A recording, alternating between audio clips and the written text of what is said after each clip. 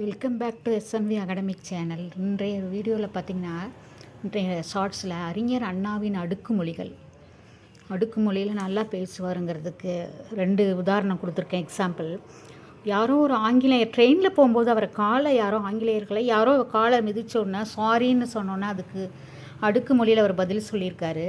I am not a lorry to carry your sorry. பாருங்கள், I am not a lorry to carry your sorry. எல்லாம் ரைமிங்கே வருது பாருங்கள் அடுக்குமொழியாக. Lorry, carry, sorry. அது மாதிரி திருப்பி பதில் சொன்னோன்னா அவங்களுக்கு ஒரே ஆச்சரியமாயிடுச்சான். செகண்டு வந்து ஒரு ஸ்டூடெண்ட்டு கேட்டிருக்கான், சின்ன பையன். என்ன கொஸ்டின்னா, பிகாஸ்னு 3 டைம்ஸ் வர மாதிரி ஒரு சென்டென்ஸ் சொல்லுங்கன்னு. பிகாஸ் வந்து சென்டரில் தான் வரும். ஏதாவது இப்போது ஏனென்றாலுக்கு தான் நம்ம பிகாஸுங்கிறோம். அது நடுவில் தான் வரும், முடிவில் வராது. ஆனால் இருந்தாலும் அவர் சொல்கிறார், 3 பிகாஸ் யூஸ் பண்ணிட்டார் பாருங்கள். No sentence can end with because. எந்த சென்டென்ஸ் வந்து பிகாஸில் எண்ட் ஆகாது. பிகாஸ் ஏனென்றால், பிகாஸ் இஸ் யா கன்ஜங்ஷன்.